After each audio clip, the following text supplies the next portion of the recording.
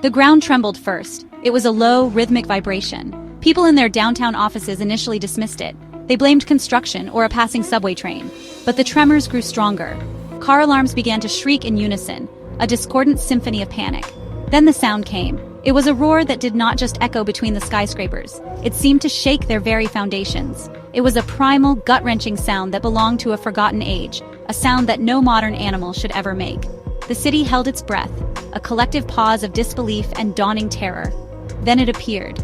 It rose from the harbor, shedding water like a mountain calving a glacier. The creature was immense, a horrifying titan of scale and tooth. Its hide was a thick reptilian armor, glistening under the afternoon sun. A row of jagged, bone-like plates ran down its spine, and its head was a fortress of a skull, with eyes that burned like malevolent embers. It took a step onto the waterfront, and the concrete pier buckled, groaning under a weight it was never designed to bear. The beast was not merely an animal, it was a living cataclysm, a force of nature unleashed upon a world that had forgotten such monsters could exist. Chaos erupted instantly. The initial shock gave way to a stampede of raw human fear. People poured out of buildings, their faces masks of terror. They ran, they screamed, they pushed and shoved, desperate to put distance between themselves and the impossible thing striding into their city. Cars swerved and crashed, creating impassable blockades of twisted metal and shattered glass. A helicopter from a news station got too close, and the creature's spiked tail whipped through the air with impossible speed, swatting the aircraft from the sky like a fly. It exploded against the side of a glass tower, a fireball that rained debris onto the panicked crowds below. Amidst the pandemonium, Dr. Eris Thorne watched from her laboratory window on the 40th floor. She was a bioacoustic engineer, a scientist who studied the sounds of nature. Her hands were steady, but her heart hammered against her ribs. She saw not just a monster, but a biological improbability, a creature that defied every known law of physics and evolution. While others saw only death and destruction, Eris saw a pattern. She saw a puzzle. The creature was not just rampaging, it was moving with a purpose. And in that purpose, she recognized the faintest glimmer of a weakness, a thin thread of hope in a city rapidly descending into hell. The military response was swift and thunderous, the sky filled with the angry buzz of attack helicopters, their rotors chopping the smoke-filled air. On the streets below, a column of Abrams tanks rumbled forward, their heavy treads chewing up the asphalt. Soldiers in advanced combat gear established perimeters, their rifles aimed at the colossal target. It was a textbook display of modern military might, a declaration that humanity would not surrender its cities without a fight. The general in command gave the order, and a coordinated assault began, a storm of steel and fire directed at the ancient predator. The first volley of missiles streaked from the helicopters, trailing white smoke. They slammed into the creature's flank, exploding in brilliant flashes of orange and yellow. The beast roared, more in anger than in pain. The explosions barely seemed to scratch its thick, armored hide. It was like throwing rocks at a battleship. The tanks opened fire next, their main cannons booming. The high explosive shells struck the monster's legs, but they might as well have been firecrackers. The creature stumbled slightly, annoyed, then retaliated with a sweep of its massive head, crushing a tank as if it were a tin can. The futility of the attack became horrifyingly clear. Fighter jets screamed overhead, dropping bunker-busting bombs that shook the entire city district. Each impact created a massive crater, but the beast simply rose from the dust and smoke, its rage magnified. It was impervious. The creature was a product of a harsher, more violent world, an evolutionary masterpiece of defense and destruction. Our weapons, designed to fight other humans and their machines, were utterly useless against this biological fortress. The soldiers on the ground could only watch in despair as their most powerful armaments failed. General Maddock watched the live feeds from his command center, his face a grim mask. Every strategy failed. Every weapon was ineffective. The creature was now actively hunting the military forces, its tail smashing helicopters from the air and its powerful jaws snapping tanks in half. The city was a war zone, but only one side was winning. The soldiers were not fighting an enemy. They were trying to survive a force of nature. Panic began to creep into the disciplined ranks. They were facing an opponent that did not follow the rules of war, an opponent that could not be intimidated, reasoned with, or, it seemed, killed. As the military's assault crumbled, Dr. Eris Thorne worked with frantic intensity. She had evacuated her lab, taking only a specialized bioacoustic amplifier and her laptop.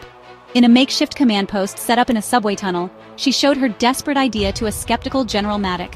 She had analyzed the creature's roars, filtering them through her software. She found something extraordinary.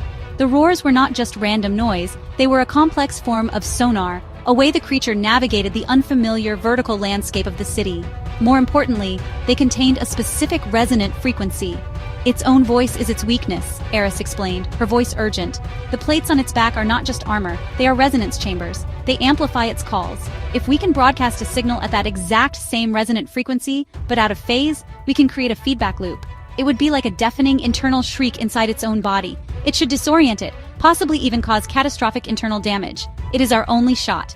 The general was out of options. The city was falling. He looked at the determined scientist and made a decision. He would give her the chance. The plan was borderline suicidal.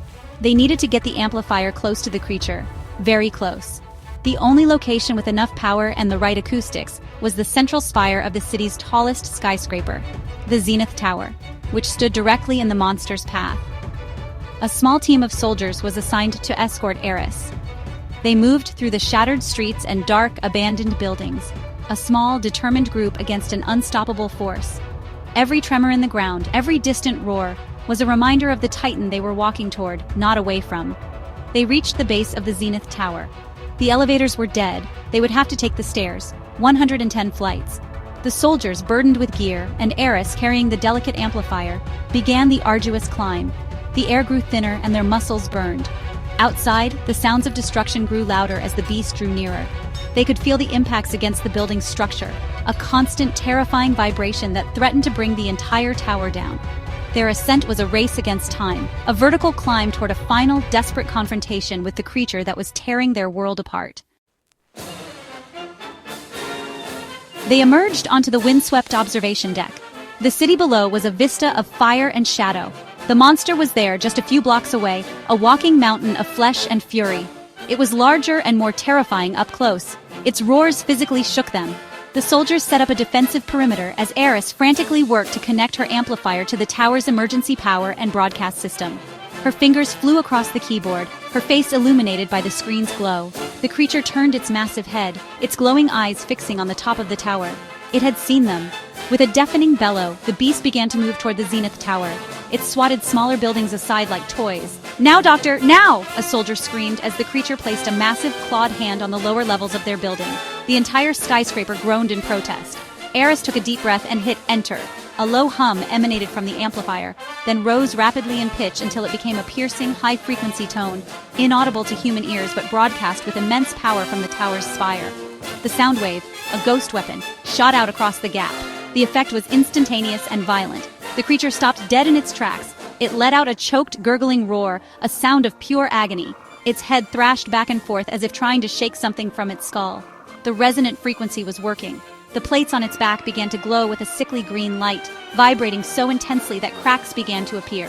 The beast stumbled, disoriented and in immense pain. Its own biological sonar turned against it. It was trapped in an acoustic cage of its own making, a prisoner of sound. Eris pushed the power to maximum, overriding all safety protocols. The amplifier sparked and smoked, but she held the course. The creature, in a final, desperate act, lunged for the tower. Its jaws opened wide, ready to bite the spire in two. But it was too late. With a final, shuddering roar that shattered every window for a mile, the internal vibrations reached their peak. The glowing plates on its back exploded outward in a shower of bone and light. The titan convulsed, its massive body seizing, and then it fell. It crashed into the buildings below with an impact that felt like an earthquake, silent and still at last. On the top of the tower, Eris Thorne stood, watching over the wounded city, a lone figure who had faced the heart of the beast and, against all odds, won.